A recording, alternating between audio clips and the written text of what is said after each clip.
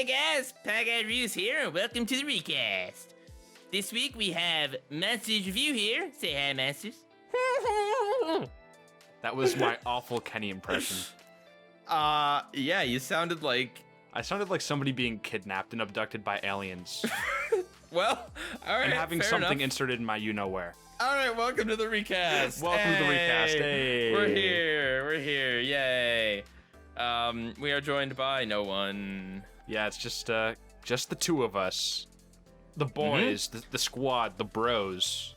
But we have the chemistry of two guys that have been forced to talk to each other for 2 hours at a time every week for the past 35-ish weeks, minus one. Yes. 36 weeks, minus one. Yeah, so our chemistry's flawless. And counting. Woo! All right, anyway, welcome to the recast. Today we have two South Park episodes to talk about. The South Park pilot and the season 7 episode Canceled, which is a kind of sort of remake of the pilot. It's one of those episodes that like harkens back to the pilot and then subverts it.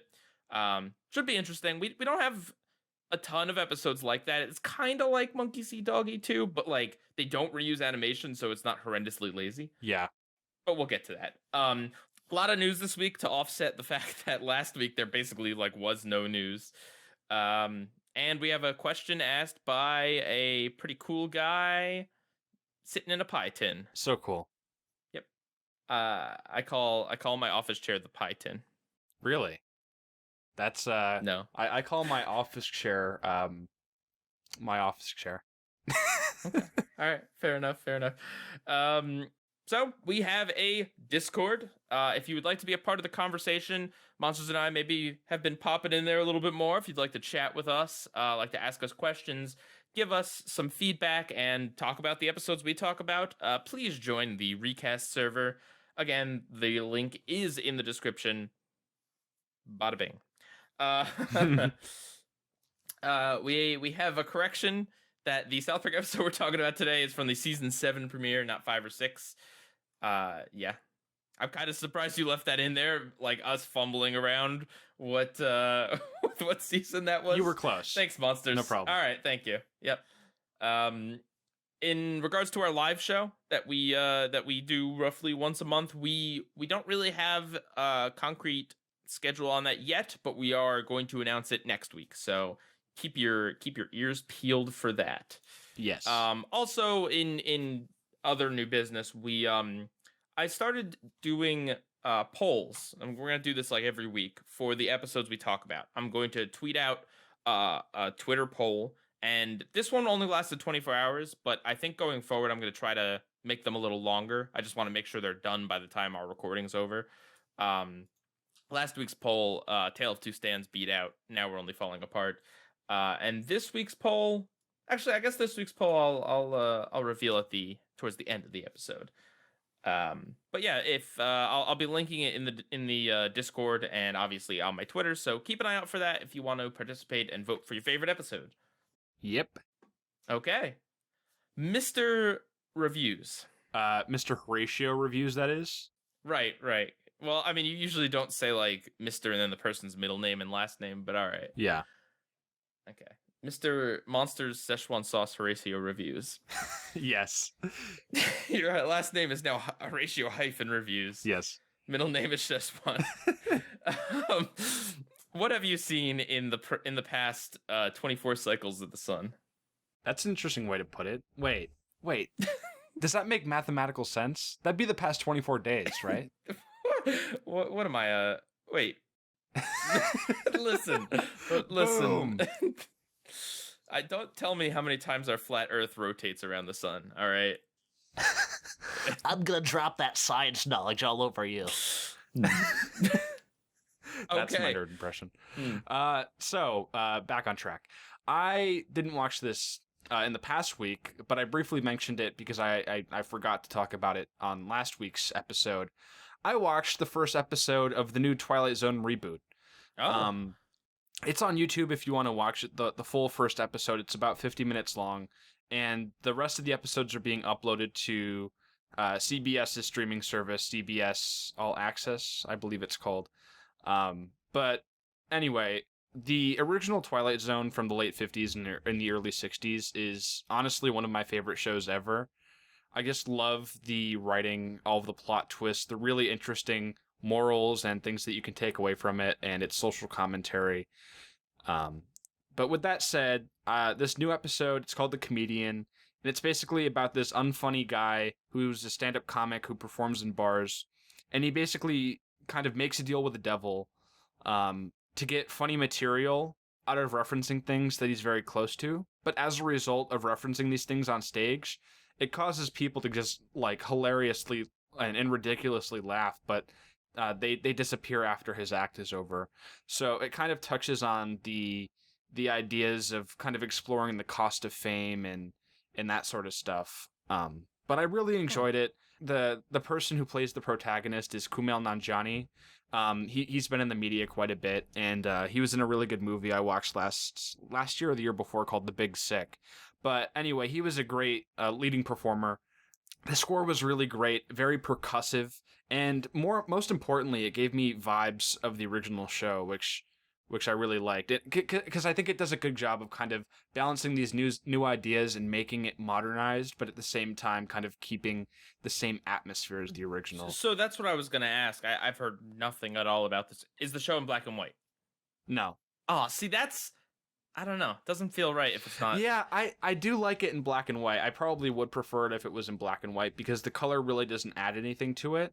But it is still like Jordan Peele kind of hosts it like Rod Serling did, where like he'll just be on set looking at the camera and kind of acting as like a breaking the fourth wall sort of thing, giving like a little interlude. Does it have like other trappings of kind of old cinema? You said it kind of feels like Twilight Zone. Does it? Like, you know what I mean? Because like when you watch the original Twilight Zone, obviously like what was common film convention back then, like the way people talked and the way people walked and the way they staged things. Because a lot of times when you do a throwback, sometimes you just completely modernize it. Sometimes you adapt that and make it a part of the style. Because I feel like if anything, like I mean, obviously I wasn't around when the original Twilight Zone was on, but right. Watching it, it's like the black and white, the kind of stilted way people talked and the way the sets looked, like that kind of added to the surreal nature of it now, because it's like it's not what we usually expect from media. So is it anything at all like that, or is it 100% modernized but with some of the, I guess, just like the tone in place? Well, yeah, in some ways, yes. It does have that ominous tone. But no, there still is. It is pretty much entirely set based, which is very reminiscent of the original. The performances aren't like from the '60s show where everything is kind of I don't know, overly dramatic at some points. Well, things had to be overly dramatic at that point because not only were you only dealing with black and white, but you were dealing with these like Visine smeared cameras, like the right. Well, I'm trying to say CRT TVs and feeds that are incredibly fuzzy, and people had small TVs, so you had to be incredibly expressive, like you were in a play, because even though people had TVs, they were still very small and very hard to see specific details. Right. In that regard, I think the acting here is a bit more low key. Mm-hmm. But yeah, I mean, I think it hits a lot of the same notes. The score has some of that same brass and percussiveness, and I think it does, like I said before, a good job of kind of balancing the two. Obviously, it's not the same, and in some ways too, even though I greatly admire the 60s, because of the limitations of the time, there were some imperfections, whether it be in some of the effects or just like film glitches or that sort of thing, and those are obviously resolved here. Mm-hmm. There's no monkey on the wing of the airplane. Funny you mentioned that, because I'm pretty sure the second episode is like a soft reboot of that episode, but I haven't seen it. Huh. If you don't know, one of the most famous episodes of the Twilight Zone is a guy who sees a monster on the wing of an airplane, and I'd imagine originally it was very scary, but when I watched it in the 90s growing up, the costume is like a big ape costume. like the guy keeps calling it a monster. Some of it was like stop motion too. Right. I mean, I'm not trying to talk down on that episode. It's very iconic, but the special effect, like that particular special effect, that costume just didn't age, unfortunately. Because I think people have explored this in length too, but I do think the black and white almost kind of adds an element of creepiness to it, you know? Oh, yeah. because I don't know, it feels like it's missing something. It It's feels like it's otherworldly. almost it's disconnected from reality. Mm-hmm. I was afraid that the 50-minute runtime would be too much, because most That's of my long. favorite, yeah, it's almost like a I don't know, like a movie. short film. Yeah, kind of.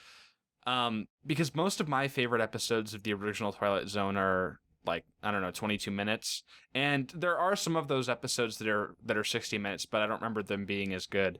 But no, I mean, it got a little bit repetitive at points, but I think it overall did a really good job of getting that point across. I'll eventually watch the rest, but not right now. So I watched that, and then I also watched an episode of Love, Death, and Robots with some friends. Nintendo mentioned that show a few weeks back. The segment I watched was called The Witness. It's basically about this girl who witnesses a murder, and then the murderer notices her, and then it's kind of like a chase throughout the entire episode of her running away from the murderer. And it kind of comes full circle. Let me just say, first off, the visuals are absolutely stunning. Like there's like this film grain effect added to it, and it's entirely CGI animation, but it's not cartoony in any way whatsoever. It's the best comparison I can make is to Ready Player One when they're in the Oasis, kind of how it's like I don't know, it looks really really really good. It's stylish, but it also looks realistic. The music was great. I remember it being super atmospheric. The story itself could have been better. I think that this episode does a lot of visual storytelling. There's a lot of wide shots. There's a lot of nudity and a lot of very interesting, very weird sexual things in this episode that I wasn't expecting. But beyond that, for it being a quick 10-minute segment, I really enjoyed it. The more I hear about this this anthology series, the more it sounds like maybe like a second batch of them could be really great, because it sounds like they they have a lot of pros, but they do fall short in some very unfortunate ways. Right. Yeah. I'm excited to see more, because I do plan on seeing more. Mm-hmm. So and that's like that happens quite a bit, where it's like you like the style of something, but like I guess, I don't know, just as an example, like The Simpsons, right? Like the style was kind of there from the first and second seasons, but it was missing, like, just refinement and style over substance. Right. Well, no, it was missing I guess the substance to back up the style, but because the style was nice, people liked it, and it encouraged it to get a second season, and the rest is history. I mean, that's the story of like a lot of things. So I guess just like the first, and I don't know if this is something that they would do more of. I don't know really anything about it, but I'm just saying it from the little clips and stuff I have seen.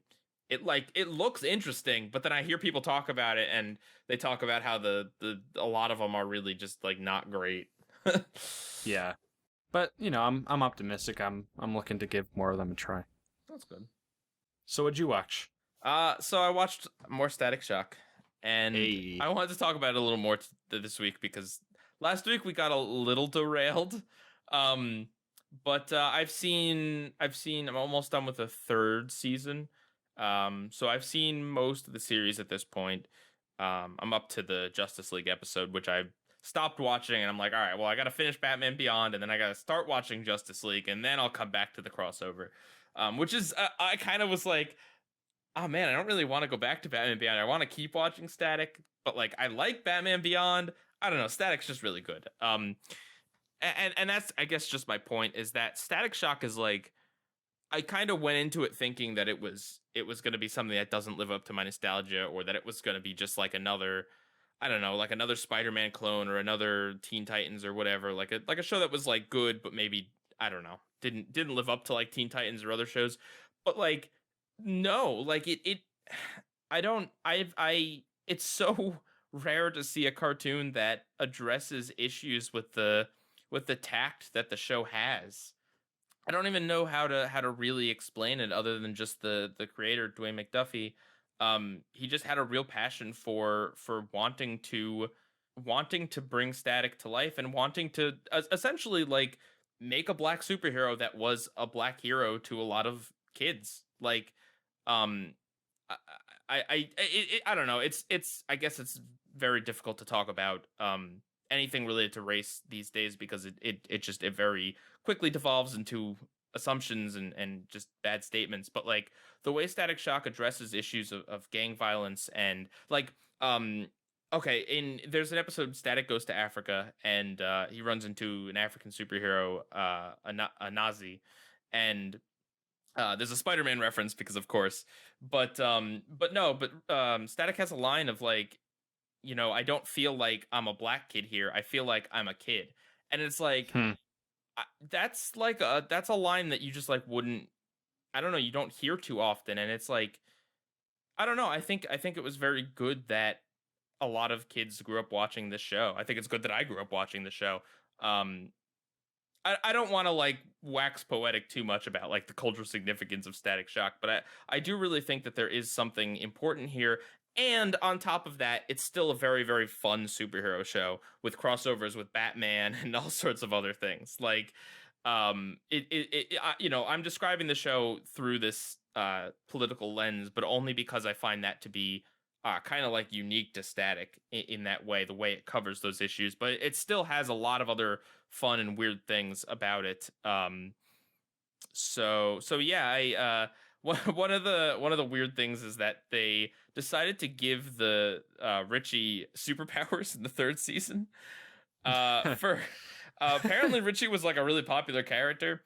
By the way, Richie is actually based on a character who was gay in the comics, and like they like I don't know, they pushed a lot of boundaries, but I guess they couldn't really push that one.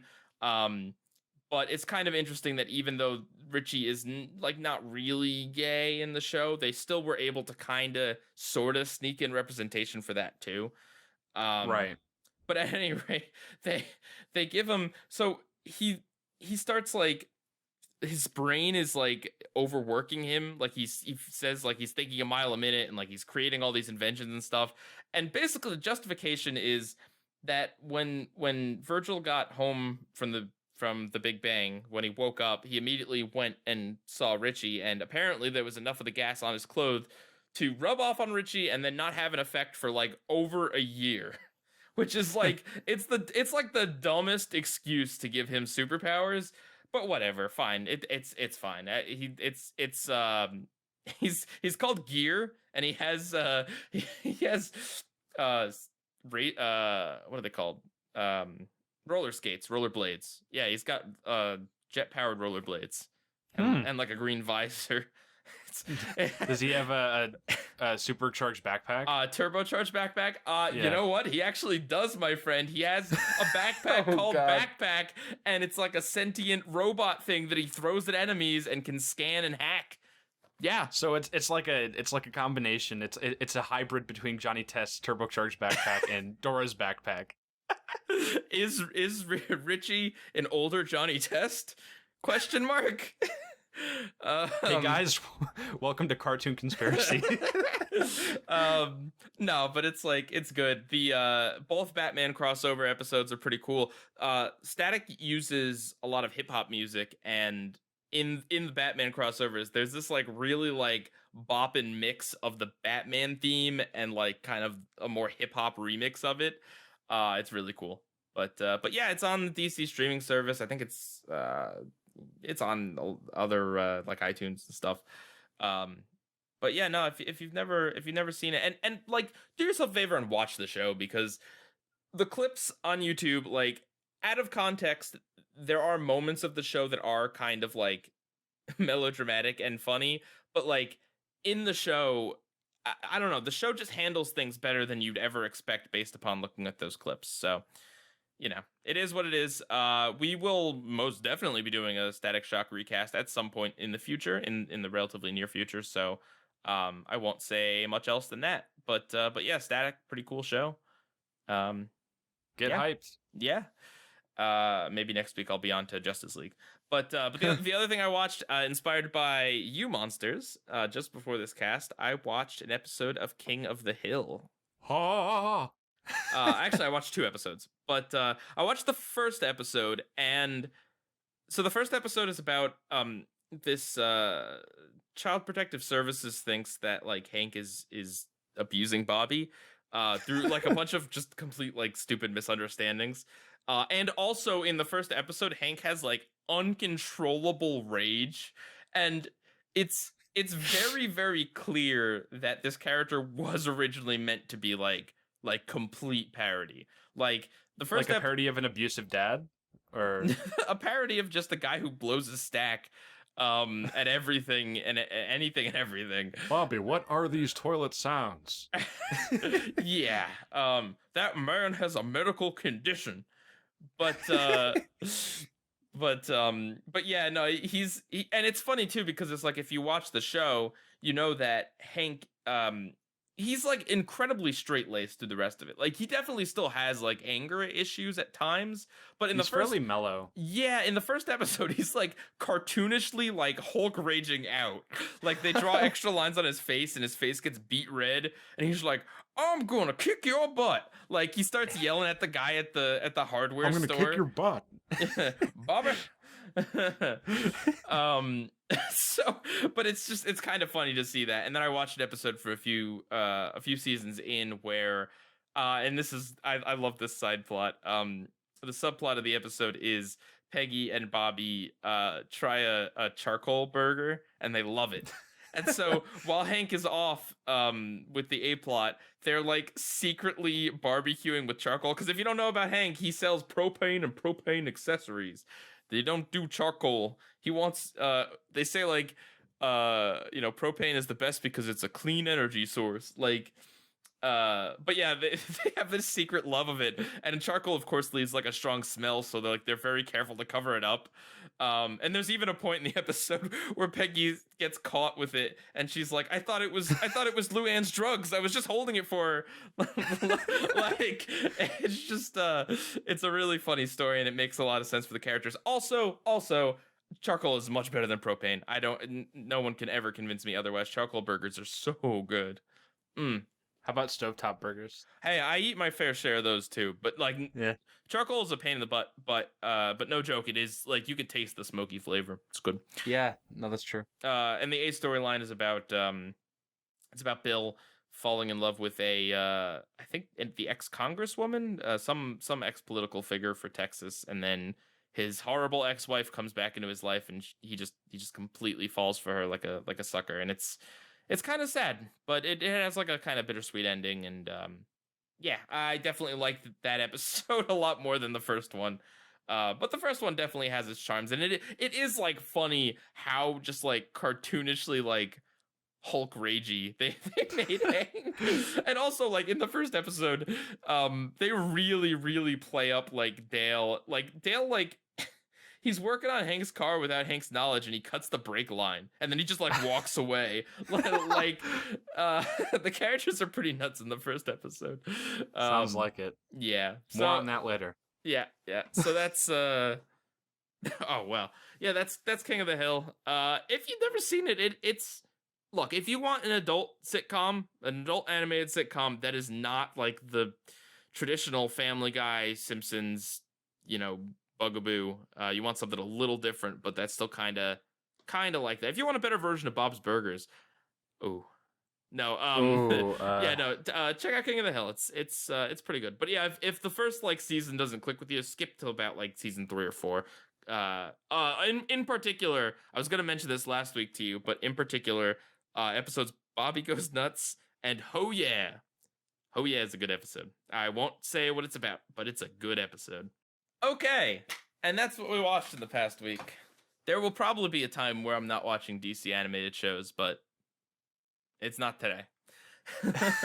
No, I mean I want to use up that DC Universe subscription while I have it, and I know I sing high praises about the DC animated universe, but it's all good. I think honestly I might even go back and watch Superman the animated series just because like I can't get enough of like every show in this canon. It's just DC set a really high bar, and Marvel has like not even ever come close to getting near there, except maybe Spectacular Spider-Man. That'll probably be next on my list to watch. Yeah, it's kind of depressing that DC kind of ditched their animated superhero stuff. Well, what do you mean? The most popular show on Cartoon Network is a DC animated show. I'm just gonna ignore your question. That wasn't a question. That was just facts. You mean, yeah, your favorite show? Well, no. I mean, that's not even. There's also Justice League Action and DC Superhero Girls. Right, but my point being, I don't want it to be 100% serious, but like these shows are definitely a bit more Comedy, lighthearted and comedy driven. Well, Justice League Action not so much, but it's still a little bit more lighter in tone. it's only 11 minutes, I believe, too. Yes, it is. Yeah, it's kind of strange when DC had this very successful animated universe, and then, Poof. well, for some reason, Teen Titans was the death call of it. I don't know why. I mean, Batman even says to Static, Static's like, "Where's Robin?" He's like, "Oh, he's with the Titans. You'll probably meet them someday." And it's just like, oof. Yeah. I mean, Teen Titans is a great show, but I don't know why that was like, well, this isn't in canon, especially considering each show had their own weird flavor. Like, they wouldn't have to worry about Teen Titans not gelling because Static Shock and like Batman are very different. Anyway, Well, the thing was like they had all these great properties with really good art and really good storylines and occasional comedy that was quite effective and great action as well. And I mean that kind of fizzled out in the late 2000s. And then there was Young Justice and Green Lantern the animated series, but those didn't work out too well. And that's kind of the last of it. Young Justice is working out great on the DC streaming service. I'm gonna watch that too. I hear Static fit. But Ooh. yeah, but like, I don't know. For some reason, they stopped it, and it doesn't really make sense why they don't decide to like try that again when like the whole shared universe thing is really big right now. I also don't know why Marvel didn't try to do that. Maybe they have, and it's failing. I don't know. Disney has, well, Marvel has historically not been the greatest at animated series. Although I've heard some decent things about the X-Men animated series and the original, or not the original, but Spider-Man the animated series was also decent. But still, it's kind of a shame that I don't know. I'd like to see another attempt. But the thing is ultimately like the shared universe wasn't why the DC animated universe was good. The DC animated universe was good because each of these shows had their own flavor and were all good shows in their own right that tackled more mature subject matter in like unique ways. Like that's what made it great. It's not like, oh, I'm gonna watch this because it's in the DC animated universe. It's like, I'm gonna watch this because it's in the DC animated universe and because some of the same people worked on it. Like I trust that it's gonna be good. Even though I'm not the biggest Superman fan, I still kind of trust that it should have at least a certain bar. I liked what I did see of it with the Batman crossover. So yeah, I will mention too that now they're definitely more in favor of doing those direct-to-DVD movies every so often, all the time, with like an alternate version of the Justice League and Teen Titans and that stuff. So yeah, I did try watching one of those called, I think, Son of Batman or something. Oh yeah, with Damian Wayne. It was not great. I stopped watching it. I didn't talk about it because I stopped it halfway in because it was a lot of stuff about the League of Assassins, and also Damian Wayne's existence is kind of uncomfortable. So moving right along because we have a lot of news to cover. Remember, Hey Monsters, I didn't know you got in incorporation. I do. Monsters Evil Incorporated. So remember how we mentioned that there's going to be a Monsters Inc. CG series on Disney Plus, which is the streaming service, like a while ago. A lot of new news came out about it. And by the way, thanks to Nick and Moore for a lot of this news. Yeah, thanks Nick and Moore. Thank you very much for providing us with that. Subscribe or follow them on Twitter because they have the best animation news, to be honest. But anyway, so the big news is that Billy Crystal and John Goodman are going to reprise their roles as Mike and Sully, along with like everyone else. Yeah, Jennifer Tilly, John Ratzenberger, Henry Winkler. I don't know if he was in the movie, but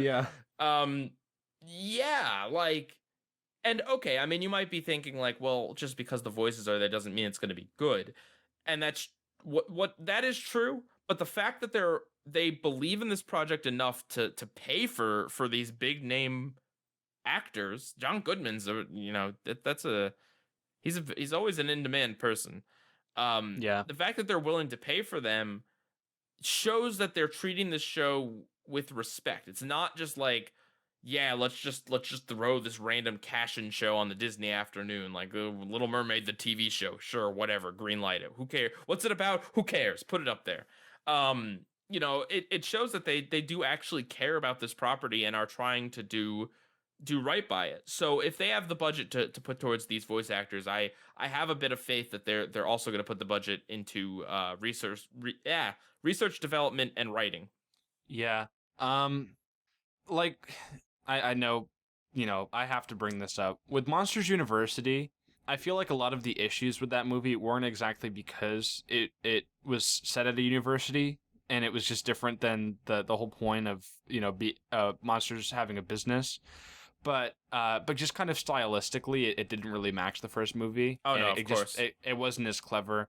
I just really hope that that the budget doesn't restrict them and that visually, I'm not expecting it to have theatrical quality animation, but I just hope that in terms of just the design and the set pieces and everything, it looks nice and it works well within that universe. I mean, they might still have some assets. Like, who knows? Yeah, I mean, the stuff from the first movie doesn't look bad. Well, it's very stylistic, like monster style. So it doesn't have Right. to. It doesn't have to look hyper realistic, which that's a topic. But They can just remake that stuff too. Like they already Right. have a lot of that stuff. Yeah, I mean they built the world. So we also have a little bit of a description. Monsters at Work, which is the name of the show, follows Tyler Tuskman, voiced by Ben Feldman, an eager and talented young mechanic on the Monsters Inc. facilities team, the MIFT, who dreams of working his way up to the factory laugh floor to become a jokester alongside his idols Mike and Sully. So I mean, it is very likely and possible that Mike and Sully are only going to be in like an episode or two. They didn't pay to have them. They're not the leads, I guess. Right. But They might be recurring. Right. It's also possible they are in every episode. Like I don't know, but they are positioning this, and I like this. I think it is kind of a smart move to give us a new protagonist because Mike and Sully had their journey. Really? Well, they had it twice apparently.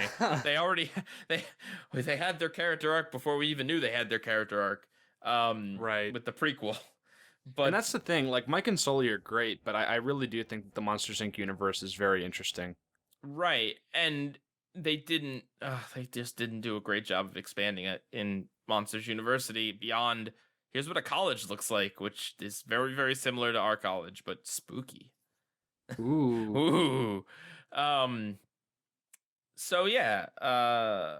Wait, there's a little more here. Starring alongside Feldman is Kelly Marie Tran as Val Little, Tyler's lifelong friend and confidant, Henry Winkler as Fritz, the scatterbrained boss, Lucas Neff as Duncan, an opportunistic plumber, Alana Ubach as Cutter, the officious rule follower, and Steven Stanton as Smitty and Needleman. Oh, I know them. They're from the movies. They're the custodial teenagers. I wonder if he's related to Andrew Stanton.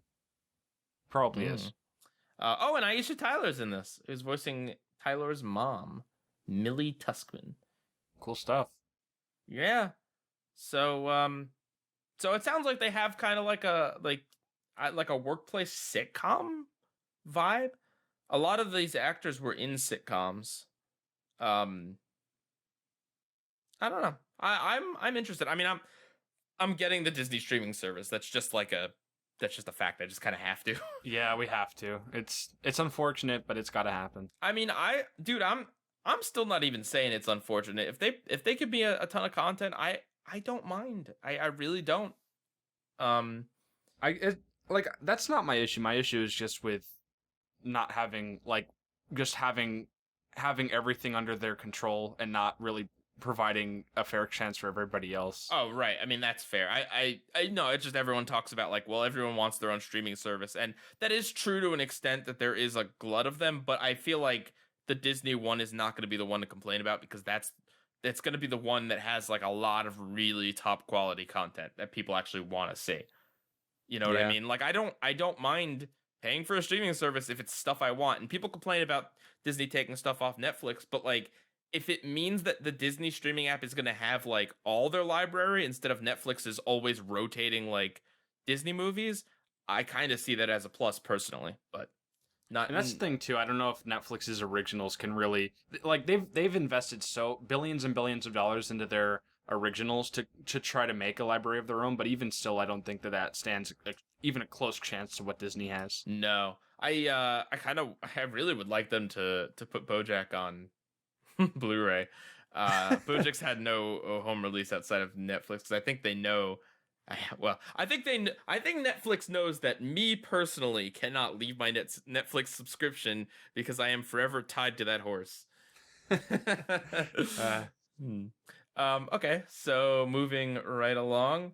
We talked about the poster last week, but this week we got the Addams Family trailer. I'm actually excited for this movie. Teaser. Yeah. All right. Yeah. But no. Okay, it's a teaser, but it is actually like a trailer. It's not a teaser as in like, here's a silhouette of Sonic the Hedgehog. Here's your teaser. Yeah. No, but yeah, I am very excited. I love the way this looks. I think it does a great job of capturing the aesthetic of the comics and the original source material. I remember the 90s cartoon, which was adapted later on, and it aired on Boomerang a lot. And yeah, I mean, I really like kind of the gothic color scheme and the weird humor. The weird humor is very quirky. I saw someone on Twitter complaining. Oscar Isaac, I forget who he's playing. It might be I think Gomez, right? Gomez, yeah. And they showed like a side-by-side comparison of Gomez in the movie and then Oscar Isaac in real life, and they were just like, why is he ugly in the movie? Why can't he be attractive like he is in real life? And it's just, that's kind of the point of the Addams Family. Like, they're supposed to be kind of hideous. Yeah, someone didn't listen to the theme song. Yeah. Mysterious and Ookie doesn't exactly scream hot to me, but I don't know. Yeah. But yeah, I mean, there's not like a ton to say. The trailer basically showed off the animation style and also just kind of like some of the humor. It's just consistent with everything else in the Addams Family brand. You know, a lot of macabre humor, a lot of kind of deadpan stuff, a lot of let's show something gross and then the characters don't react to it. Or, you know, react in a way that you wouldn't expect. It didn't show off anything about what the actual plot's gonna be. So that's anyone's guess, to be honest. Yeah. But I did want to make mention of it because, you know, we mentioned it last week, and this week there's a little more to go on, and yeah, what I've seen, I'm excited for. I'm happy to see a slightly different art style be put out there. So same here. And it looks good in motion because, you know, that's the thing. Any you know, a lot of art styles can look good on like a poster and then not really translate well to actual animation. But this one does. Right. All right. So Nickelodeon has been having some ratings issues. This comes to us once again from Nick and More. Apparently the best viewership they got for the week of April 1st through the 7th is for The Substitute. You remember that show? Yeah. The show that I said was just like a really, really stupid idea about Jace Norman or whoever like pretending to be your teacher. Yeah. Yep. And that only got 866,000 viewers. That's crazy. Because I remember like, and this is kind of an apples to oranges comparison, but like 5 or so years ago, I would look at regular show and Adventure Time premiere ratings, and they were usually like a little bit over 2 million. 2-3 million, yeah. And that wasn't too long ago. And to see like brand new show premieres having less than 1 million is kind of not good. Yeah, and I mean, you also have to think that this is very soon after the Kids' Choice Awards, which is like allegedly Nickelodeon's, well, not allegedly, but it is typically Nickelodeon's best rated thing of the year, and it's also like an engine and a tool to market other upcoming projects and other things, and like Nickelodeon would want kids to come and be like excited for the Kids Choice Awards and then be excited for the network going forward. And just to see this, and it's a 2 p.m. premiere. Nick and Moore points out that like it's during school hours for like that's the most viewed thing. Yeah. I Hold me by these words, by the way. Within this next week, I will watch this first episode of The Substitute, all and right, we'll I'll talk watch about it. I'll watch it too. Fine. Okay, we'll talk about it during the What We Watch next week. Yep. Oh God. No, we have to. No. I did say that we wanted to do like a checkup on all these shows we talked about when Nick did their big announcements. So this is the first one up. We gotta see Jace Norman in like a Mrs. Doubtfire get up or whatever he does. Right. That's what I'm picturing, but that's probably not what it is. They probably just give him like a fake mustache. Yeah. If you look at this list, Nickelodeon seems to be on top with like Alvin and the Chipmunks Game Shakers. I'm surprised that's on there. Mm-hmm. And you know, Rainbow Butterfly Unicorn Kitty, and that sort of thing. Oh goodness. I did. Okay. When I said Nickelodeon has a ratings problem, I mean all kids networks, because this is... Look at how low Cartoon Network is. Yeah, Nick and Moore showed off the ratings for all of the 3 networks. And Nick Jr. and Right. Discover and Disney XD and Discovery Family. Wow. So not only is Nick not doing great, but Nick's apparently doing better than anything else, because oh God, where is Cartoon Network on here? Total Dramarama? Is that it? 531 mil? Oh my goodness. Yeah. That's... Ooh. Wow, I guess Nickelodeon ain't doing too bad then if... But that's... Teen Titans Go is actually fairly low on this list. Above Teen Titans Go is Ben 10, the Ben 10 reboot, Craig of the Creek, Victor and Valentino, DC Superhero Girls. The Powerpuff Girls reboot has 387 million viewers on... We Bare Bears. Wow. Yeah. Wow, Pokemon Sun and Moon only got 134 mil. Man, 1,000. I did hear that there was apparently a rating slump after the Teen Titans Go movie. I believe it. No, Teen Titans, I mentioned earlier that it was like the best performing show, but Teen Titans Go is really not doing amazingly. Like, I think it's still holding like good for Cartoon Network, but it is absolutely not like blowing things out of the water like it was at a certain point. Right. And better than SpongeBob, as they claimed. And it makes sense when you see these numbers that Turner or AT&T or whoever owns Turner Broadcasting would want to kind of restructure and reorganize the company to make things a bit more efficient and profitable when you have numbers this low. Turner's going to get bought by Disney. And then it's just going to be Disney and Viacom. Yeah. Oh, goodness. All right. But yeah, I thought that was very interesting. Thanks again, Nick and Moore. All right, so there was a trailer for a nature documentary called The Lion King. Ironically enough, I saw this a lot when I was watching the episodes for our discussion today. These ads kept popping up on Hulu, but I already watched like the original trailer in the morning. You have Hulu with ads? Lame. Yeah. Anyway, The Lion King. Everyone on Twitter has the hot take.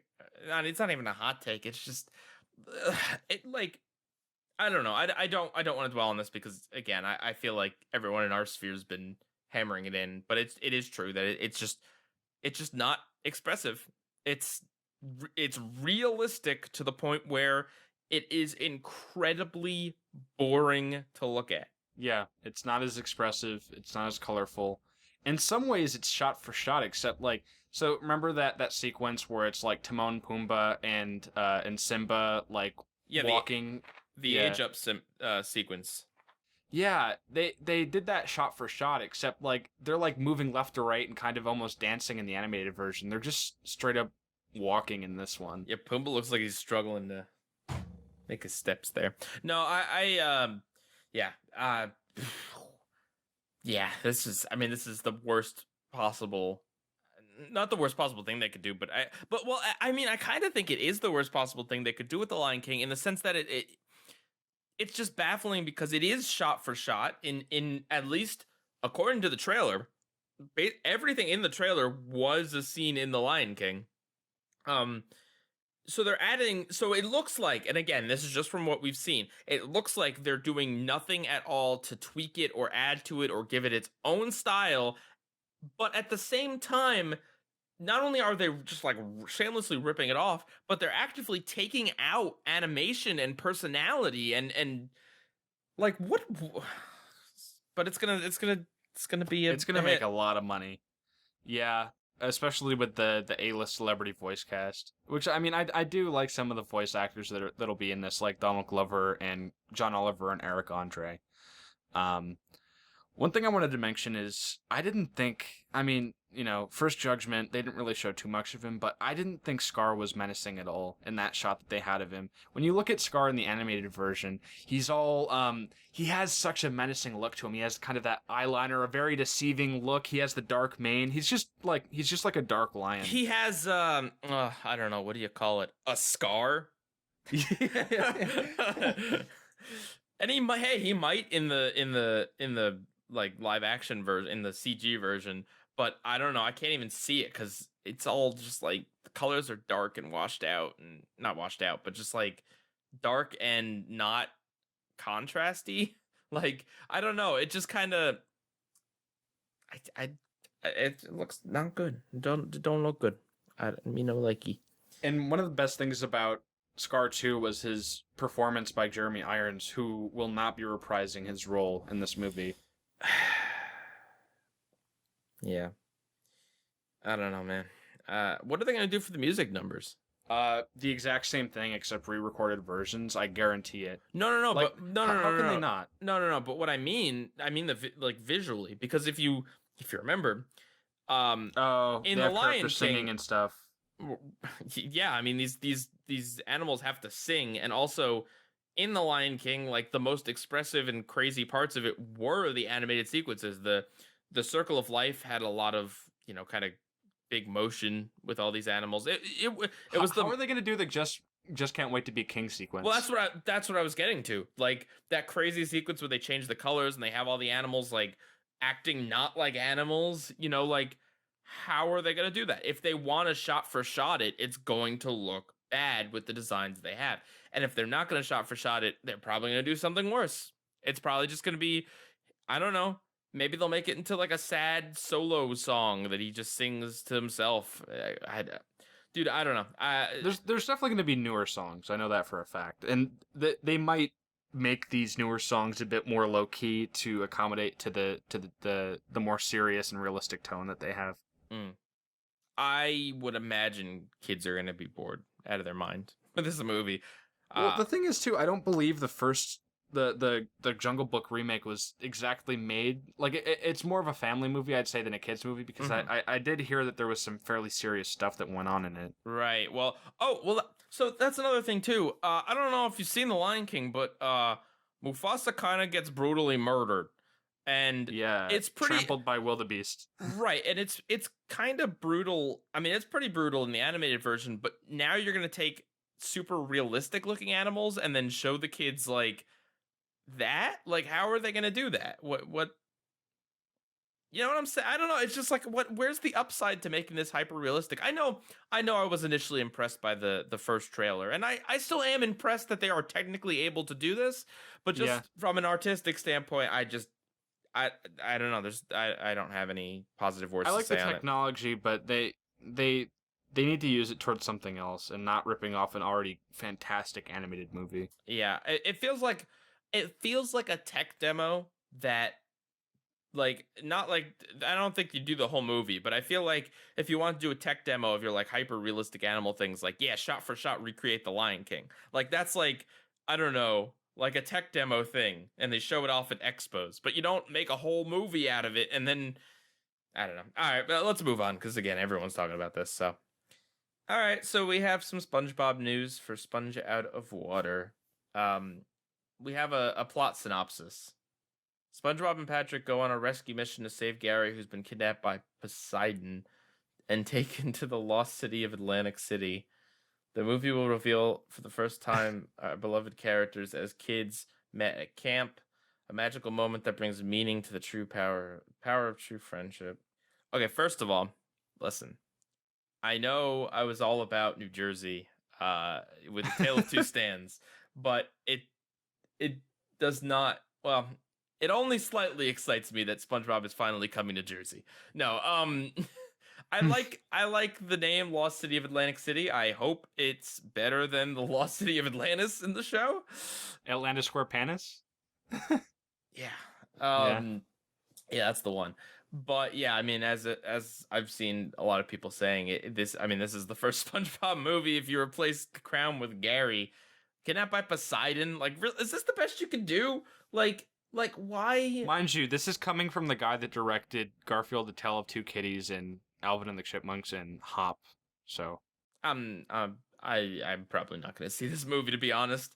I'm going to see it, but I'm probably not going to like it. This is also the first SpongeBob movie that's going to be entirely CG. Oh God, that's right. Yep, no 2D animation, guys. That's a thing of the past. Because we need to be trendy. I mean, I guess delving into the characters' past and how they meet, like that is kind of like grounds, that's like movie fodder. Do we need to know that though? No, what will that add to the show? No, nothing. The movies don't add to the show. They're completely separate. But what I'm saying is that is ground that has not been covered before, strictly speaking. So there is potential. What? I mean, at this point, with SpongeBob going on for 20 years, they're pretty much looking for anything that they haven't covered. Well, no, I mean, it's true.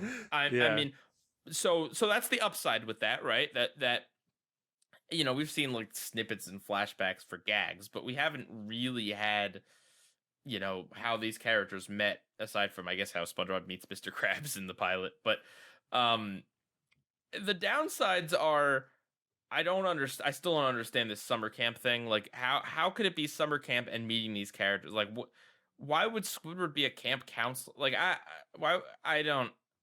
It doesn't make sense to me. Maybe it will. Maybe this is getting blown out of proportion, and it's literally just how SpongeBob meets Patrick.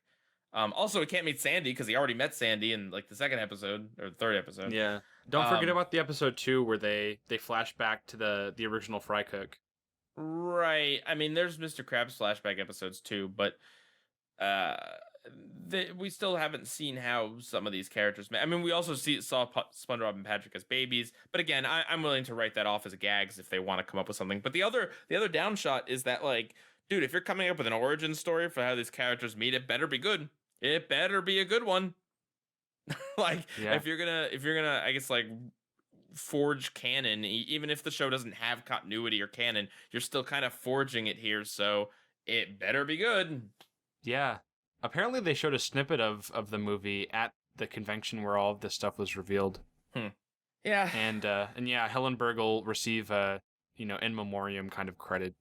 Okay, that's good. Yeah. All right, you want to key up the next piece of news? Sure thing. So yeah, there's a lot of interesting things going on at Adult Swim. First being Final Space, which is from TBS, which is I guess a sister network. It's another channel owned by Turner. Mm-hmm. But apparently that will be moving permanently to Adult Swim. So apparently now that's going to be an Adult Swim show. This is the first time in history that that something original came out of TBS and went into some other network.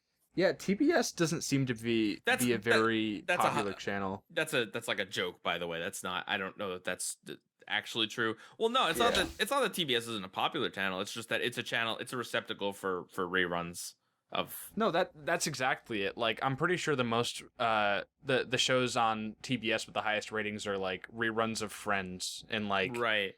Family Guy and stuff. But the problem, like, and a channel like TBS made sense years ago. But in the wake of being able to see anything at any time, like by either owning the DVD or the streaming service or buying on iTunes or pirating it or whatever, channels like TBS only exist for older people, and definitely will die. But anyway, TBS is in that weird middle ground where it's like, it's not like a primetime cable channel, but it's also like I wouldn't really consider it like much of a network either. I don't know. I haven't seen Final Space, so I don't know anything about it. I know Shadow. I haven't seen it either. Yeah, there's a lot of people that like it. There's some people that said that it's apparently like what Rick and Morty should have been. I take that with a grain of salt. I have no idea, but so it's Futurama. Oh no! Oh, beloved Dum. So apparently the first season reruns are going to air on Adult Swim, and then I think the second season is going to premiere on Adult Swim as well. So there's that. And then there's an article that came out saying that FX, now owned by Disney, won the bid to start airing Family Guy and Bob's Burgers. So I don't believe it'll be now, but sometime in the near future, Family Guy and Bob's Burgers will be leaving Adult Swim for good.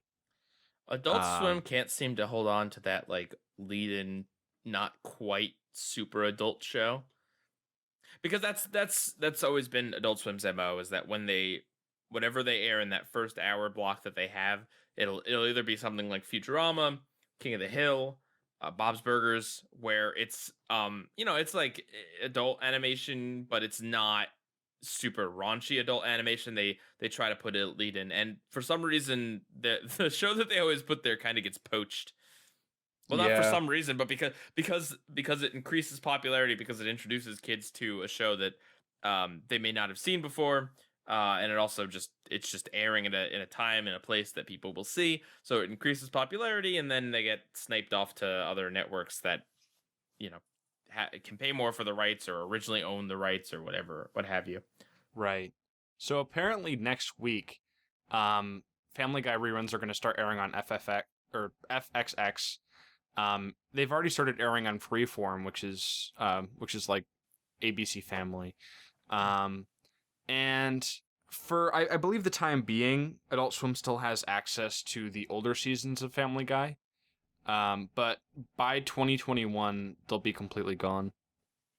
Which is interesting, because I mean, Adult Swim, I'm pretty sure, makes most of their money off of those reruns. Like, obviously Rick and Morty is super profitable. And maybe a few of their other creative things. You're saying Xavier Renegade Angel isn't bringing them in the big bucks? Yeah. Or Robot Chicken on whatever season it's on now. Or how about Children's Hospital? You mean that one's not big? Children's Hospital, yeah. No, I mean, I'm not or even... Or their 4 a.m. shorts. Right, I mean, it's just Adult Swim. I like that about Adult Swim. And that they do a lot of really unique and original things when they're not airing reruns of Fox animated shows. Mm-hmm. Yeah, no, I mean, I'm not. It's not always my style of humor, but it is cool that they really do seem to care more about being weird and original than like maximizing profits by airing, Family Guy 86 times a night or whatever the most popular show at the time is. Yeah, so a year after fall 2021, which is when FFX, I keep saying FFX, when FXX gets all of Family Guy, Bob's Burgers will join it. So, yeah, I mean, I don't know what Adult Swim's going to do. I'm pretty sure that they're about just as, if not, I don't know how they compare in terms of profitability to Cartoon Network. I feel like Adult Swim should try to make their own Family Guy. Yeah, Go Animate style. Get Seth MacFarlane on board. Not quite like that. I just mean like that type of show, that raunchy family sitcom animated. I don't know. What a sitcom about an ordinary family? And the dad's an alcoholic?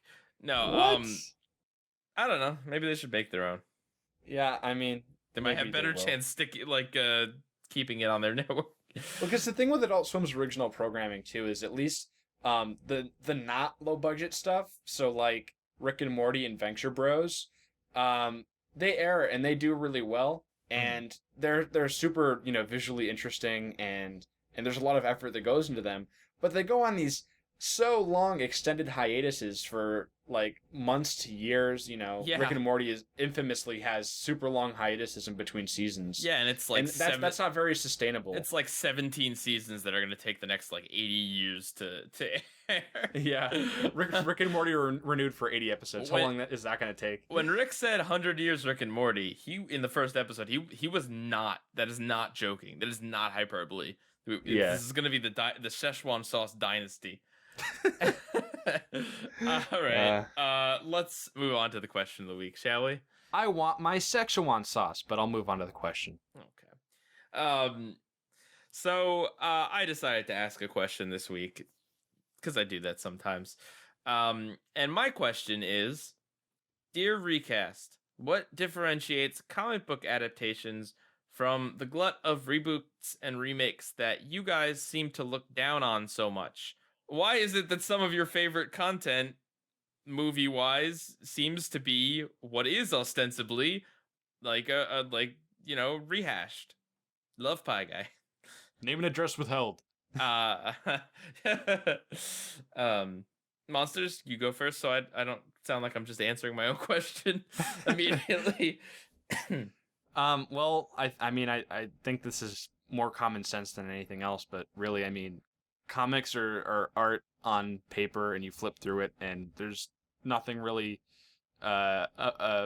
unless you have a very expansive imagination. Because I used to read comics sometimes, but it's really not the same sensory experience as watching a movie, because it's really seeing more of a realistic side of these stories and kind of seeing them in motion. Well, no, and I'm gonna argue with you on that. Okay. That sounds so depressed. I'm No. Eeyore. No, I mean I get what you're saying, but what I'm kind of getting at, I mean it is still adaptation of existing media, and it is in some cases, like the Marvel Cinematic Universe, very I guess not necessarily original. Right, but the thing with these adaptations too is, I mean, for the most part, they've taken an entirely different spin on their source material. Like, yes, it's the same characters and everything, but a lot of these storylines and interactions and everything is completely from scratch. Yeah. See, this is what I'm getting at. I was playing devil's advocate before, if that wasn't obvious. Because I asked the question and obviously I have an answer. Yeah, I think what makes it different is because with a lot of things, and we talked about this with like Civil War, they take essentially what is the best stories that have happened in comics and like pick and choose elements from them and make something basically incredibly new from them. I think that that's kind of why they've been so successful, is that it's not just like, well, here's this comic story and we're just gonna put it on the screen. Like the speech bubbles are just gonna be dialogue and we're just gonna adapt it word for word. No, I think that in the case of both Marvel and DC, they do I don't want to say a good job because DC doesn't always do a good job, but both of them at least do a good job of being inspired by specific comic stories and mixing and matching and playing with expectations instead of just like, here is a word for word adaptation of a comic that you could go and read right now. Right. And also I will say it's just my personal bias. I think everyone kind of has a soft spot for some things, and like for some people it's Disney. Some people really, really like Disney, and so they're okay cutting Disney some slack for rehashing X, Y, or Z thing. Right. And I think there's an element of like deservedness too, where it's just like some things are almost complete. And I mean, I guess you could argue that these superheroes have existed for decades on end, and like maybe some people are tired of their stories constantly being retold. But I mean, I think a majority of the MCU audience are people who weren't previously exposed to this stuff. Yeah, I mean, Marvel had had kind of a big bunch of superhero movies in the early 2000s, but they mostly sucked unless they were Spider-Man. Like, there was Fantastic Four, there was god awful Daredevil movie. There was Ghost Rider, which I haven't seen, so I don't know how good it is, but those movies didn't like take off or anything. Right. So yeah, no, I mean, I don't. I asked this question because I kind of wanted to I don't know, to be honest and to be like, yeah, I mean, a little bit of it is just bias that I just like these stories, but I do also think that they do a good job adapting. But at the same time, I am still very willing to call out the fact that at this point we are very much in origin story formula, and Marvel is doing a great job with its movies that aren't origin stories, but when they hit origin stories, it seems to be like they have a checklist and they just kind of want to go down it. But I guess also they're more shackled with their origin stories because although they still do pick and choose from other elements, they Right. are kind of like shackled to whatever that origin was. No matter how much they try to modernize it or whatever, it's still gonna be, you don't want to like completely change the hero's origins because that's iconic and that's what makes them the hero. If you change Peter Parker so that Uncle Ben didn't die or whatever, like you decide to for some reason change that element, it takes away a key motivation and just really like rewrites everything. And I will give the comics an upper edge in some regard in saying that the MCU, although I really do admire it, does have some faults. Like a lot of the cinematography is quite bland, and the direction tends to be fairly standard. And comics can be a bit more lively and obviously I don't know if really you can capture the same kind of colors and deliberate art choices that you can have with comics as opposed to a movie. But yeah, no, and they're definitely not above criticism. But yeah, and yeah, I mean, none of them are like remakes of movies that exist. Like they're adaptations from comics, which it's a little different. And like what you were saying is that it's not in a form, like comics and movies are very different mediums. It's not like, well, movies and TV shows where if you put 3 TV shows together and you have a movie with the same exact story, you kind of feel like maybe you already got that, but in like a little less of a budget. Like I don't mind, especially because I mean the format of comics, they can either be really really long and a movie can condense them, or they could be really short, just one comic, 22 pages, which you'd need to add a lot to fill out. Anyway, yeah, I hope you guys enjoyed that question. Thought it'd be interesting to ask. Yeah, so please leave us more questions on the Discord server. We're kind of running out. If you asked one before and we didn't answer it, feel free to ask it again so we see it in the chat there. Thank you.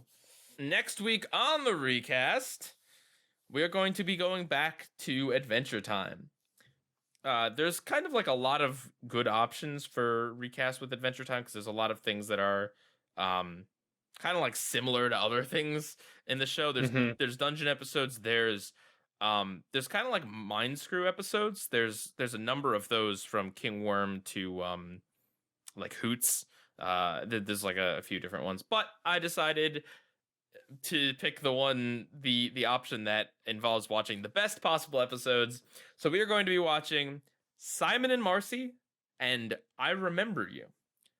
So the comparison here is that I Remember You is an episode in which we learn of the Ice King and Marceline's previous, I want to say relationship, but like not that kind of relationship. Previous lives. Yeah, basically. We get like tidbits and hints. They basically talk about it, although we don't see it. And then Simon and Marcy, we see it. So they're both essentially like kind of like the same story, but one of them is we're gonna show the characters kind of reacting to their history, and the other one we're gonna actually show the history. So I think it's interesting to talk about those episodes, and that we will. All right, so on to our feature presentation discussion for South Park. Yep. So we're gonna go down to South Park and have ourselves a time. Friendly faces everywhere. Okay, so the first episode, Cartman gets a part of him probed. This is the first episode of the show. If you don't know, it was actually animated with construction paper cutouts. So that's why it looks a little different for the rest of the series. It's the first episode, and basically the story is that Kyle's little brother gets abducted by aliens, and at the same time, Cartman's butt's not feeling so good, and they have to get Ike back from the aliens. Yeah. It's very weird. Like, South Park is kind of weird in general, but like this episode is, and I think a part of it is the construction paper, is that it's very like, I don't know, it's just very, very different. Yeah. I mean, it also is the pilot as well. Right. I mean, there's like every early installment weirdness thing is here. Like, Cartman is not Cartman. He's just kind of a fat, grumpy kid. Kyle definitely isn't Kyle. No, Kyle's a lot meaner. Both Kyle and Stan are a lot meaner. They don't, and there's really not much to differentiate them in this episode either. What else? Oh, Chef exists. Yeah. Rest in peace. Remember Chef? Yeah. What else? I mean, and like, I think the biggest thing that kind of stuck out to me about this is how slow the pacing is. Oh my god, that was the biggest thing that I had. Yes. Yeah. Oh my god, there's like these really long pauses in between jokes and stuff, and it's really irritating. It almost feels like they wrote 15 minutes of material for a 22-minute episode. Yeah. This one does not do a great job at filling out the time. Well, because it's like Ike gets abducted, and then they have to go to school, and then they're like in class, and then they're at lunch, and then finally they get to go and save him. Like, it's like they wanted to give us kind of like a day in the lives of these kids while also doing their weird alien story. Right. And I mean, it's the pilot, so they're also trying to set up things. They're trying to set up characters like Chef, Mr. Garrison, and Mr. Hat. They set up kind of the romance between Stan and Wendy. They set up Kenny dying. Well, the funny thing about Kenny dying is that it's kind of a subversion, in that he gets hit and then he lives through the first attack and then he dies, which only makes sense if you know that that's like a recurring thing on the show. Right. But I mean, I would imagine back in the day that was very shocking that they just killed off a main character. I mean, you're watching this the first time, you don't know that Kenny comes back next week. I mean, just the fact that they're like poking at his dead body after the fact. Yeah. I mean, you could tell this is a show that was made by people that were very excited that they could just have these characters fart and then laugh. Like, there's something very, despite how raunchy it is, there's something very like innocent about, like, the episode is not like political in any way. It doesn't have any message it's trying to push. It's just a weird, stupid, crazy alien story where these kids get distracted by their own farts. Like, it almost feels like, and I guess this is in kind of a charming way, the type of humor I would have found funny when I was in 4th grade. Yeah, basically. I mean, I laughed at some of this. Like, I laughed at just how immature it was. Like I mentioned, like the fart thing. Okay, there's a fart joke in the other episode, and we'll talk about that when we talk about this. But in this one, it's just literally they're on the bus talking about something else, and then one of them farts, and then they all start laughing, and then Cartman's like, "Someone's baking brownies." And it's just like, okay. I think the joke I found the most funny in this episode was, and this is more of a subtle thing, but rats. When the rats come over and start eating Kenny's body, and then Kyle goes, "Rats!" I like Chef. I'm a sucker for Chef. The fact that they go to him for advice and he just starts singing about women, like, it's just like... That's classic Chef. Oh, it is. Gosh. I mean, there's a lot of it, like, okay, like Kick the Baby, which is just like... that's I didn't find that too funny. No, and it's become one of those things that, like, it's done other times on the series and referenced, and it's just kind of like one of those like dead humor zones where it's like, okay, this is what it is. Like, I guess I'd imagine it would be shocking maybe if I actually looked like a imagine baby. It's the late 90s, which is an entirely different climate in terms of what's appropriate on TV. I was because like people are kind of used to South Park now, but like at the time, I feel like it probably was very shocking and very different. Well, that's the thing about South Park. The less you watch South Park, like, South Park is actually better not binged because you get desensitized to the kind of humor that they go for. Whereas if you don't see an episode in a while and you watch one and one of the kids says something just like outrageous, it's just like actually funny again. Whereas if you're just used to South Park, it's like, oh, okay, they're making another joke about like, minorities or whatever. Like, it's like, okay, Cartman said something really awful. Like, like you're just desensitized. Another joke I really didn't find funny that was quite recurring throughout the episode was Stan puking whenever he talked to Wendy. Like, I get the reason why that joke exists, and like I found humor sometimes when like, because the thing is they didn't like have, for Wendy's voice actress, they didn't have her recite a different line every time she reacted to Stan puking. So it was just Stan going blah, and then her just going ew. And then, like, they'd keep playing that ew sound whenever that happened throughout the episode, which was, like, 5 times or so. Yeah, and I mean, that's also one of those things where, like, knowing the series, like, the whole, like, Stan Wendy thing really, it just kind of goes away after a point. Like, it gets brought out, like, every so often, but they kind of set it up here like it's, like, an important thing or like, and I mean, it comes up more in, like, the first season, but it's just kind of like, I don't care about this subplot because it just kind of felt thrown in. It felt like set up, basically.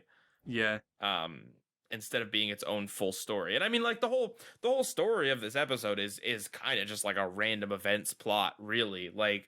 Like the alien ship just randomly opens up to let Ike out. Like, I don't know.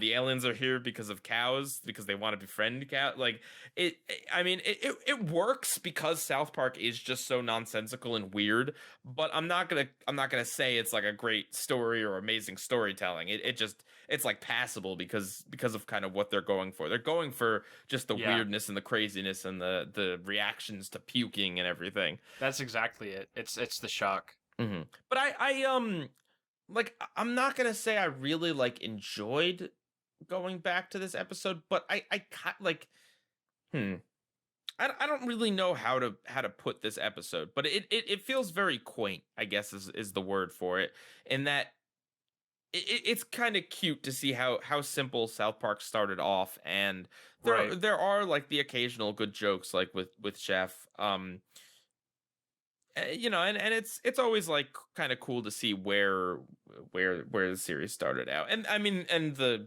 cardboard the construction paper animation it's impressive. It's very impressive. Yeah, it is. And it doesn't look bad. Like it definitely looks different from the show, and it definitely looks rough in a few places. There's actually some places you can see some hands.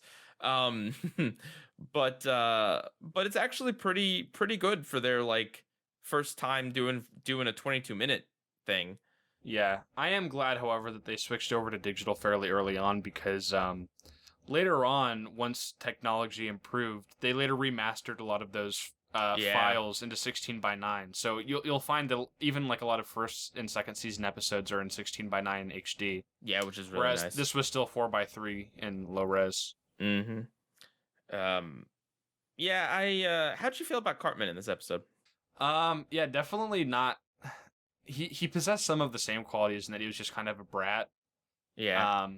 But I don't know. I found him quite annoying.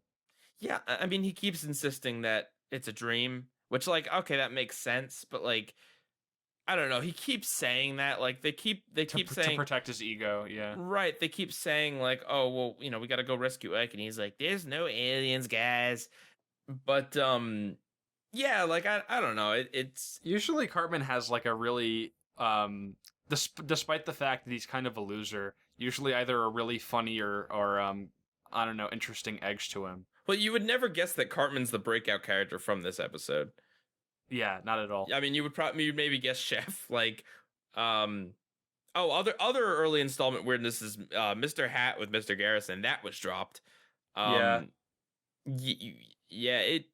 I mean, the joke, I guess, is that Mr. Hat is like mean in this episode. Like, is that the joke? I don't. That Mr. Garrison has like a split personality. A fourth grade teacher has multiple personalities. Yeah. It doesn't really play too particularly great here. There's definitely like funnier and weirder things they do with Garrison as the show goes on. Mr. Hat is kind of like a relic. What'd you think about the interactions on the bus and like the bus driver? I mean, they killed her off, and that's fine. Yeah, I remember that. Yeah, and I don't know. I mean, there was definitely an effort to make them seem like actual school children. Like they Stan says some mean things about the bus driver, and then he backpedals it and claims that he was saying other things that sounded like what he said, and that kind of felt like a very like I wouldn't say I found that funny, but I did kind of find that, like, I guess, like, charming. Like, that kind of made me. That seems plausible. Right. It's like, okay, so they're supposed to be kids. Like, they're supposed to be immature, and they're they're doing goofy stuff. Right. But yeah, no, I mean, one of the things about South Park is that it usually has a pretty breakneck speed as to which it does things, and this episode is like the complete opposite. Honestly, the first season in general is like that. And I would say that probably the worst one is the second one, Volcano. That one's not very good. But but yeah, no, it is definitely kind of bizarre to see them like really stop and just like not even stop for like an overly long gag like they do in the second one. But just to stop, just to have the characters do some weird random kid thing. It's weird and interesting. The aliens, they freak me out. Like when I was a little younger, and I didn't watch the show as a kid. I watched it as like a teenager. But yeah, I don't know. They're freaky. And the thing is, if you don't know, and they parody this in the second episode, those aliens are like hidden in the background throughout the series. They stopped doing it a few years ago because I don't know. Maybe the aliens. Maybe they stopped putting in the aliens because there was nothing topical in current events about aliens, and they are only allowed to include things that are topical and current eventy. Yeah, sounds about right. But yeah, no, the aliens are in the background of a lot of shots, and it's, I don't know, just kind of like one of those freaky things. And they're very like, the design is very good because they're just like not so non-human. They're simple, but they're very non-emotive. Right. That's the creepy thing about them. Even when they moo at the end, which kind of offsets the creepiness a bit, it's still like this like moo. They all have that moo, blank moo. stare. Yeah, that's it. And also because it's South Park, they don't walk. They hobble like everyone else, but because their legs are like, I don't know, it's just they're creepy, all right? That's all I'm saying. They're effectively creepy. Like especially when they poke their head in at Cartman when he's telling the story. Freaky stuff. Yeah. Anything else about this episode? Not that I have to say. Yeah, I think there's a little more to talk about with Canceled. Right. So, okay, to set the scene a little bit, South Park had been going on for 6 years, and at the end of the 5th season, they decided to have an episode where Kenny dies for real. Of course, you wouldn't actually know this until the next season, season 6. Season 6 did something a little different in that it had like a pseudo storyline about Cartman eats Kenny's ashes, and then Kenny possesses Cartman, and there's like other things. Or actually, that's mostly it. That reoccurs for a few episodes. And I personally love season 6. It's got the Return of the King to the Two Towers, or whatever, the Lord of the Rings episode. Right. It's got the Tower to Heaven episode. It's got a lot of really good ones. But it was kind of clear that they wanted to, like, I don't know, do something different with the show. Like they when they brought Kenny back, they stopped killing him off every episode. So anyway, we get this episode, and this comes after they've done over 100 episodes.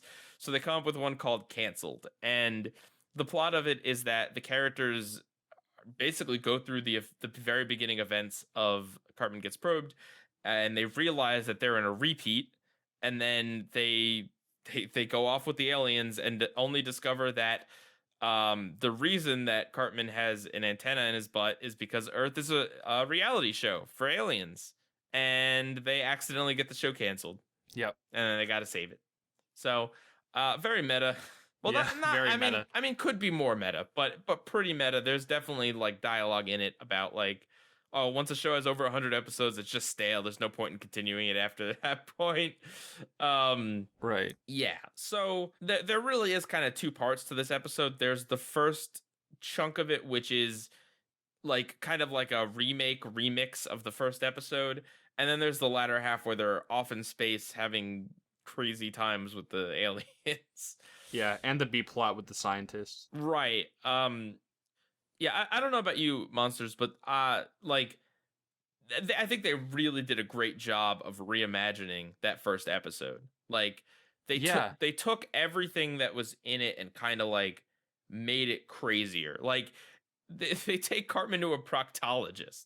Like like yeah, a giant an 80-foot satellite appears out of his butt, yeah. and it breaks the ceiling of the office, and the doctor's just like, oh, yeah, I haven't seen that before. And he doesn't really react to it. No, the golden joke in this episode is when the satellite comes out, Kyle's like, or one of them is like, how are you feeling, Cartman? And he's like, you know that feeling when you take a really big dump? And then the satellite retracts inside of him, and he's like, are you okay now, Cartman? It's like, you know that feeling when the dump jumps back inside of you? Like, it's just... No, I'm not okay. Oh my God. That had me in stitches. That whole like sequence at the proctologist is great. The stupid proctology joke of like, oh, there's something wrong here. There's a big crack in the middle. It's so dumb, but it's so good.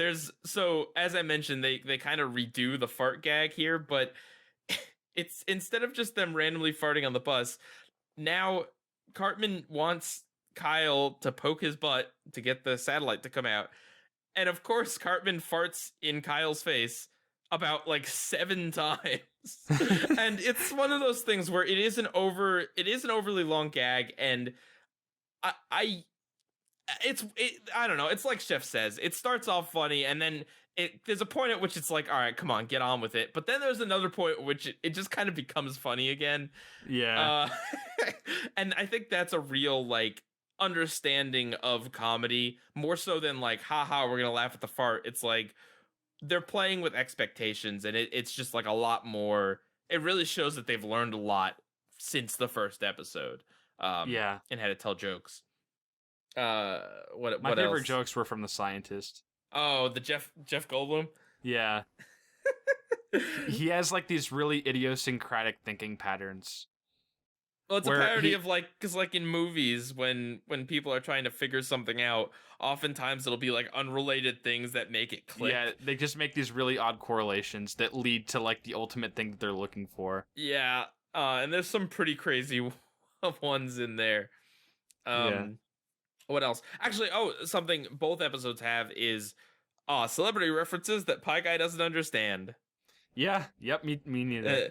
There's a few in the first one, and then there's a whole lot of them in this one. There's a whole sequence. The transforming alien. Yeah, it transforms into like a lot of impressions, and like there was Saddam Hussein. Who I knew that one. Who I only recognized because he was in the South Park movie. There's, I don't know. There's Randy Marsh. Right. Oh, I love that guy. He's great. Also, just like classic, the that he ends up in the form of a giant taco that poops ice cream. That's so random. Right. And I think with that said, this episode has like the jokes and pacing and performances that the first one didn't. Yeah.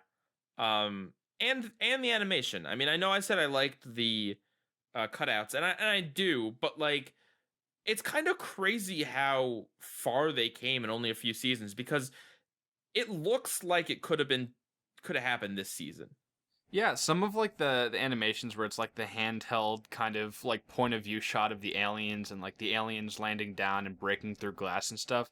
In terms of just matching the South Park style, it does a great job. But like I don't know, it's kind of cool that it looks something so long ago because of the way they do their style, and like they've definitely improved since then. Like they are able to do even more technically impressive things. But it still looks like it doesn't look like crude animation. Well, okay, it looks like crude animation because that's the, never mind. I'm just gonna stop this thought process. Kenny doesn't die. This might be the first one that he doesn't. since they brought him back to life, because this is the first episode. They bring him back to life in the Christmas episode of season 6, which is the last one. So it's not the first time he hasn't died overall, because they did subvert it, I think like twice in the first few seasons, but this is like, well, we're back and Kenny's not dying. Yeah. What else is there really? I liked the stock footage they showed of Earth with like the promos and stuff. Yeah. Not only is there a lot of social commentary about reality TV and kind of the nature of how viewers react to it, but also the business aspects of it, and kind of I don't want to mention it too much, but they do a lot to parody kind of business executives and kind of some of the quirks of that. At any rate, yeah, I mean they do portray the executives as just complete sleazebags who really don't care about the show at all, and they just want to do their fun executive stuff. Yeah, and I mean that seems to be true to life. I don't know any executives personally, but I've heard stories. Yeah. And I'm sure a lot of that comes from firsthand experience from Trey and Matt. I'm sure Trey and Matt have done half that stuff. Yeah. Well, hopefully not with children, but actually, one of the clips, the live action clips, was I can't remember if it's Matt or Trey. One of them like skipping with a girl. It's really fast, but it's in there. Yeah, I mean, I will say that the episode does kind of feel like it grinds to a halt a little bit when we get to the sleazy producer people, because yeah, it is just kind of like, here's sleazy thing number 1, and here's sleazy thing number 2, and here's sleazy thing, and they're not listening to the kids at all. So it just kind of feels like, I don't know. I mean, not to overanalyze, but I feel like in the way that the characters are experiencing the drag, also kind of that rubs off onto the viewer. Right, and especially because the first chunk of this is like nicely paced. There's a car chase sequence. There's, Dukes of Hazzard. Right. They don't spend too long at the proctologist. Like they kind of get on with it. And actually, the very first thing that happens once they're on the ship is that long gag with all the celebrities that we don't know. Yeah. So it is kind of interesting that once you get to the part of the episode that is no longer like a remake of the first episode, the episode does kind of go downhill a little. Like I like the idea of like the Earth being a reality show, and like there is some good dialogue in there about like, don't worry, World War III is coming up, like and just kind of funny stuff about like, yeah, don't you know, like all planets are just one species. We just threw a bunch of random things together to make Earth. Like, yeah, like it's clever, it's funny, but I do feel like a lot of the sequences from that celebrity thing to just to the producers and stuff, it is slower, and it is not as funny as South Park can be and usually is. That being said, the actual story reason for the satellites and the probes and like all that stuff makes a lot more sense in this episode. I like that they took what kind of was a non sequitur, like the probe in Cartman's butt really doesn't. It's like, it's not really explained why it's there. Like the aliens are. It seems more like a mind control thing, I guess. Because remember when he does like that program dance? I love to sing about the moon and the June and the spring. Yeah, I don't know. It's just kind of like one of those like, well, that's what aliens do, so we got to throw it in. Versus in here, like, yeah, that makes a lot of sense. Why that would be, well, not a lot of sense, but satellites, the connection's there, and they do a good job of welding. No pun intended. Yeah. They do a good job of welding like little bits of story from the first one into this. Also, glad that they got this idea out there while they still had Chef on the show. Yeah. Because that you make a great point. He would have been very noticeably absent. If you don't know, I mean, it's a long story, but essentially, the actor for Chef, he was a member of Scientology, and South Park made the episode about Scientology. Isaac Hayes. Yes, Isaac Hayes. South Park made an episode about Scientology and called Trapped in the Closet. Pretty memorable episode. The church did not like that, so they strongly urged him to not be on South Park anymore. And then South Park, He died shortly thereafter. Yeah. And South Park got rid of him in a very South Park fashion. Yeah, that episode is, ooh boy. Yeah. It's not the most respectful for a beloved character. At any rate, Nope. but yeah, no, I'm glad he was able to be in this episode because it would not feel like a good faithful remake of the first one without Chef in it. Yeah. I miss Chef in general. I think he was a great character, and the show really. Yeah, he was he was the voice of reason to the kids, the only one that actually listened to them. But then again, he was also like this this womanizing guy that for some reason always felt the need to talk about it. Exactly. And that's you make a great point in that oftentimes the adults and the kids, there's like a very big divide and barrier between the two, but Chef kind of bridges that because he's obviously an adult, but he's willing to communicate and help out the kids. Right. And I think that's very true to life, that like he's not a parent, he's not a teacher, he's just kind of like a cool guy that they know that talks to them on their level and teaches them about things he shouldn't be teaching them about. Yeah. But yeah, anything else about the episode? Not that I have. Yeah, no, that's about it. So I mean, in comparison, it really is like, yeah, so the pilot is very obvious that it is a pilot. It is slower. It does contain a lot of remnants of the show that didn't really stick around or didn't work as well as they wanted it to. It definitely has charm. It like the way it's animated and the kind of humble beginning it comes from, and a few of the jokes do still hold up, I think. But it is missing like a big hook, you know. I think at the time, since there was really nothing else like it, I think if you were to go back in time and review this episode, then I think it would get pretty glowing praise. But within today's contemporary, and especially in comparison to Canceled really does kind of blow it out of the water, in that even though Canceled kind of is a little slower in the second half, it still kind of makes up for that by having a really phenomenal first half, and the second half still presents some interesting and fun ideas. Right. So you feel the same? Yeah, I think overall, Canceled is kind of less representative of South Park in terms of Wait, you think so? Well, hear me out.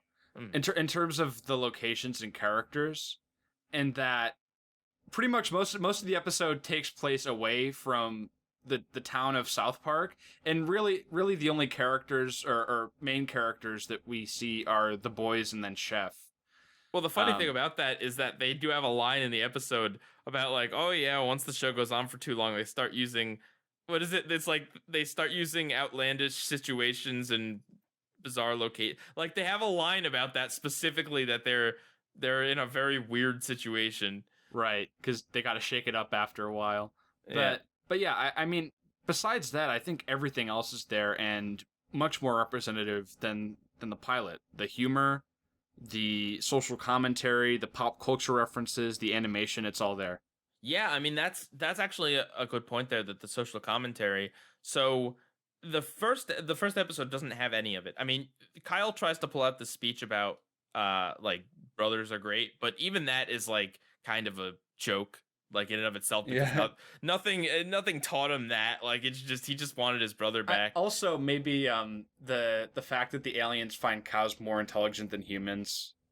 I guess, but Canceled, although it's not like, you know, hyper topical like they are these days, it does still have some kind of good commentary about how like real life, I mean, it is like, if you look at the Earth on like a micro level or a macro level or whatever, it does kind of look like a weird reality show. Yeah. Like, you know, you can equate like trashy denizens of the Jersey Shore not getting along with each other with the way some countries you know, argue and disagree and all sorts of stuff like that. It's not really heavy-handed, but it does kind of make some interesting parallels that, you know, makes you think a little. Yeah, because I mean, when we think of reality TV, we think of it as an exaggerated way of expressing actual reality.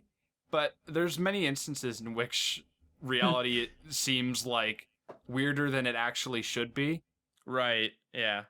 Yeah. So And I guess just another note is that I mean, I feel like I probably made this clear with some of my South Park reviews, but I am much more of a fan of this like season 7 era of South Park. I think that the hyper topical stuff can be hit or miss, but even when I'm liking the hyper topical stuff, I do just miss when they would just tell stories, like when they wouldn't feel the need to be so shackled that everything that happens has to have a parallel. Like they can't just tell a weird story about the boys running into a magical towel.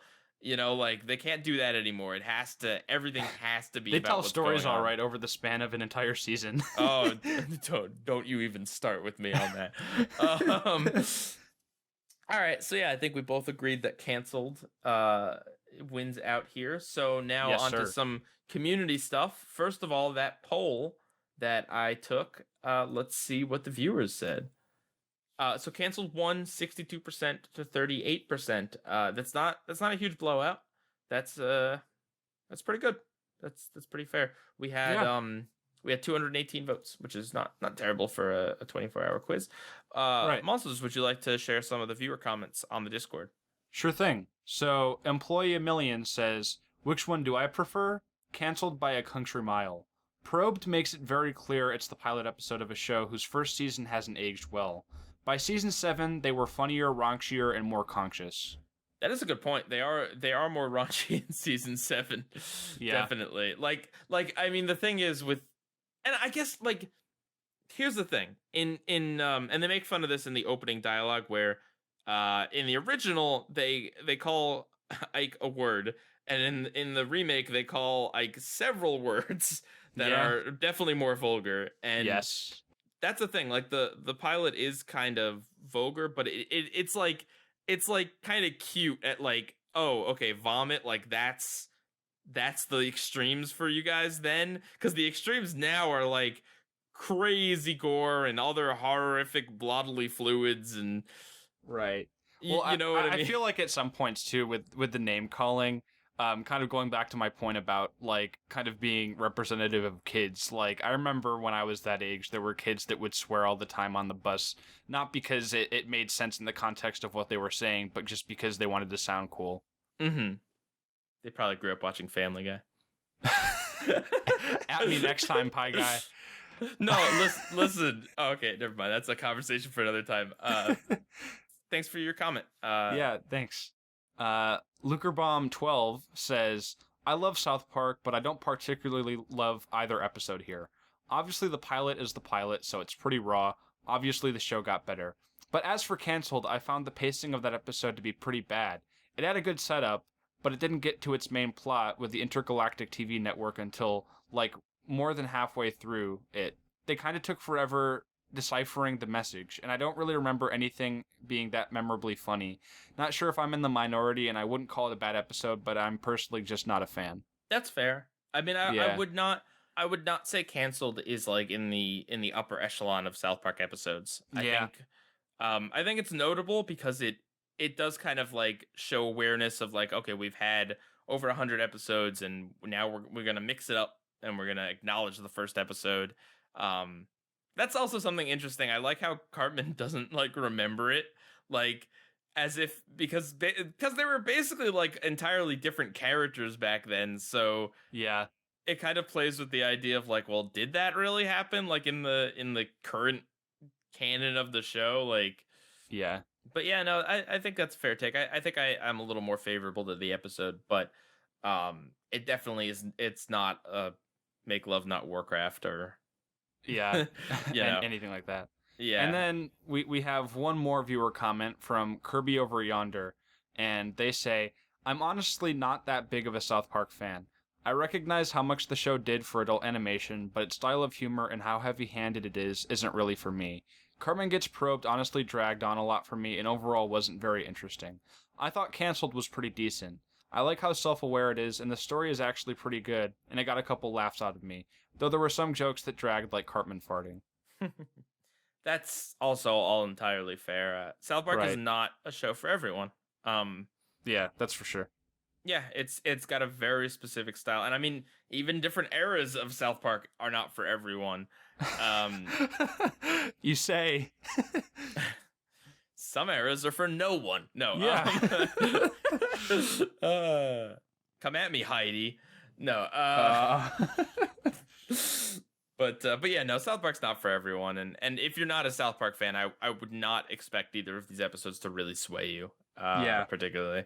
Mm-hmm. And I also definitely understand. Although I think the fart the fart joke in Cancel does come back around to be funny.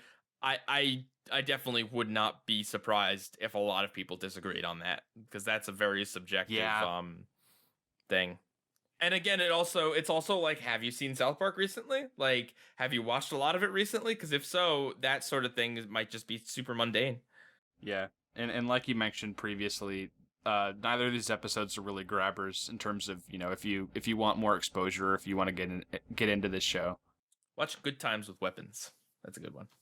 I don't remember that one.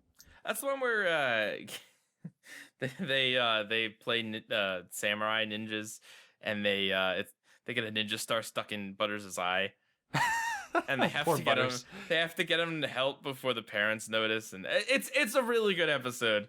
But don't watch it if you're squeamish. Anyway, all right. So, trivia time. Trivia time. Pizza time. So. Adventure time. No, that's next week. Mr. Monsters Review. Yes, sir. I am going to tell you the name of a South Park episode, and you have to tell me whether it's a real episode name or if I'm just making it up. Okay. All right? Yep. As usual, is about 5 prompts. So prompt number 1, it's a Jersey thing. That's a real episode. That's the one where they parody Jersey Shore. You are correct. How familiar are you with South Park, by the way? I don't think we talked about Very this. familiar. Oh, okay. Love South Park. Correct. Okay. The Ballad of Old Wrinkly Stan. I'm gonna say that's not real. You are correct. I don't know where I came up with that. Probably Gravity Falls, thinking about that, Stan. At first, I thought you were making a reference to the tale of that book that they wrote. Oh, yes, that one. Okay. Follow that egg. I honestly don't know. I'm gonna say that's not real. Wrong. That one is real. You are 2 for 3. The egg does not sing at midnight this time. Hashtag rehash. That's a real episode. All right. That was during the when they were talking about PewDiePie, I think. Yep, you are 3 for 4. I had to mention that one. Yeah. Isn't that weird, like, in retrospect, that PewDiePie had, like kind of almost like an arc on South Park? Well, it's not that PewDiePie himself had the arc, it's that PewDiePie was the content that Ike was consuming. Cartman, brah! Oh, God. Obama wins. I think that's a real episode. You are correct. That's the one where he wins the presidency, Randy and everyone's freaking out on the street, and then there's, like, this secret, like, criminal plot. Yep. And that was, they made that episode in, like, record time. Right. Yeah, because I don't think they know if he was going to win or not. No. Well, they basically had it that him and, which election was this with Obama? 2008. So, McCain? Yes. Yeah, him and McCain were, like, both in on it or something, like, I don't know. They made the episode without, like, showing who did it, and then they, at the last minute, added Obama in. I don't know. At any rate, you made 4 for 5. Good job. Hey, I love South Park. I didn't know that. I kind of thought you didn't watch too much South Park, so thought this would be harder. And it's gone. All right, you guys. See you next week for Adventure Time. Monsters, I want to thank you for being on the podcast this week. Thank you. I'm not sure if I have anything to plug, but, as a co-host, I'd also like to thank you for being on the podcast. Aw. And thank you for all the editing and everything you do. You do a fantastic job. And thank you to the fans, and thank you to everyone. All right, PIEGUYRULZ out. Catch you guys next time.